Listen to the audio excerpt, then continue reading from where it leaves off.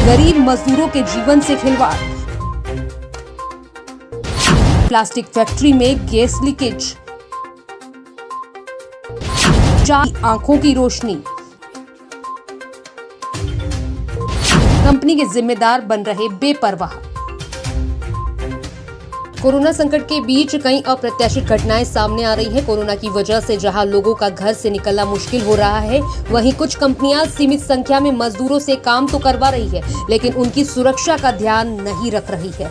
इस बीच अब इंदौर में एक हादसे की खबरें सामने आई हैं, जहां एक फैक्ट्री में गैस लीकेज होने से कंपनी में काम करने वाले 4 मजदूरों की आंखों की रोशनी चली गई।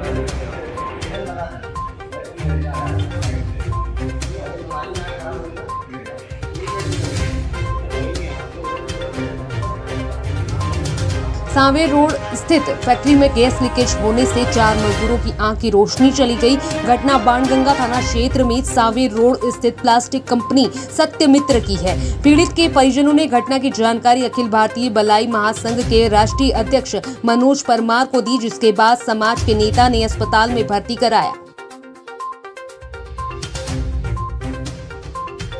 गैस से प्रभावित सभी मजदूरों को शहर के अरविंदो अस्पताल में इलाज के लिए भर्ती कराया गया। घटना की जांच के लिए मनोज परमार ने बाणगंगा थाने में शिकायत कर जांच की मांग की है।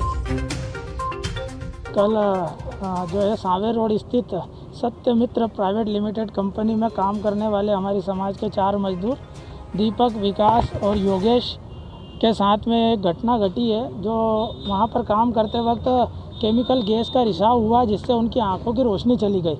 इस बात को लेकर परिजनों ने भी उनसे मदद मांगी थी, किंतु उनने जो है मदद करने की बजाय उनका तिरस्कार किया और कोई भी जिम्मेदार व्यक्ति, अधिकारी उनके इलाज के लिए नहीं आया।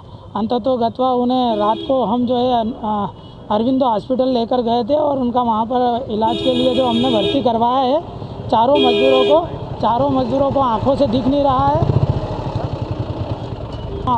नहीं रहा है, पलकें चिपक चुकी हैं और उन डॉक्टर का कहना है रेटिना बदलना पड़ेगा। ऐसी स्थिति में यदि कोई जीवित व्यक्ति की अगर आंखें चली जाती है, रोशनी चली जाती है, तो जीते जी वो मृत्यु के समान हो जाता है, जिंदा लाश बन जाता है।